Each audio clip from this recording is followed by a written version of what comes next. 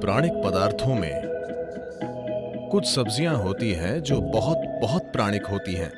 उनसे आपको जबरदस्त ऊर्जा मिलती है। साथ ही वे आपकी नर्व्स यानी तंत्रिकाओं को बहुत बहुत शांत रखती हैं। ये सारी चीजें सिर्फ उन लोगों के लिए महत्वपूर्ण हैं जो लगातार कोशिश कर रहे हैं कि अपने जीवन को बेहतर कैसे करें, थोड़ा और बेहतर काम कैसे करें, जीवन के दूसरे आयाम को कैसे खोलें।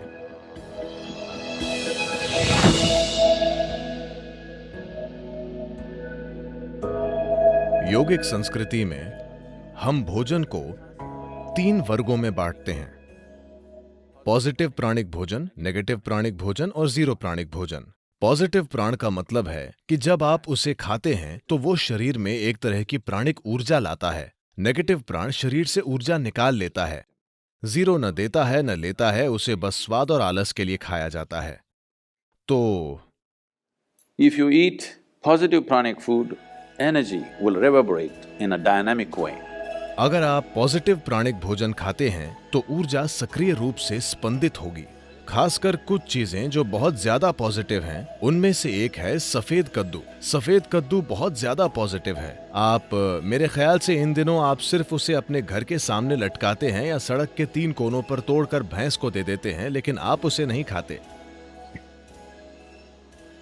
नहीं, इसे खाना चाहिए क्योंकि इस सब्जी में इतनी ज्यादा प्राणिक ऊर्जा होती है। आप उसे अपने घर के सामने लटकाते हैं ताकि वहां अच्छी ऊर्जा हो, लेकिन अगर उसमें इतनी ज्यादा ऊर्जा है तो क्या उसे अपने अंदर डालना अच्छा नहीं होगा?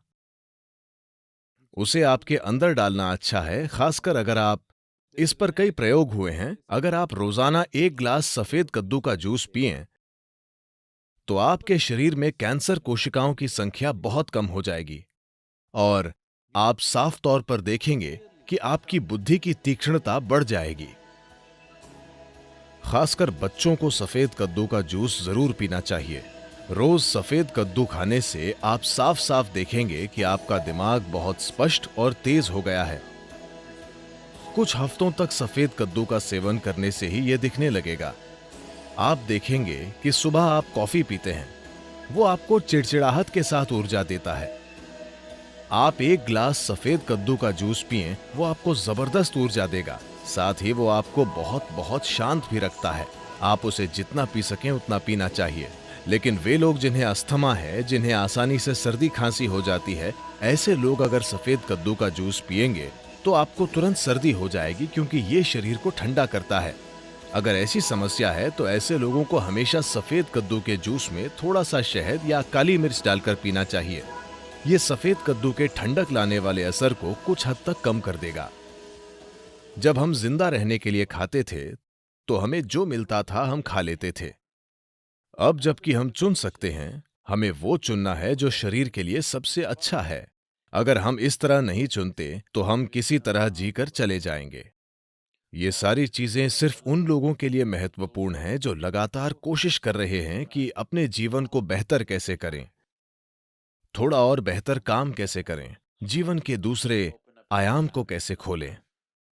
अगर ऐसी चिंताएं हैं, फिर आप इस मशीन में किस तरह का भोजन या ईंधन डालते हैं, ये बहुत बहुत महत्वपूर्ण है।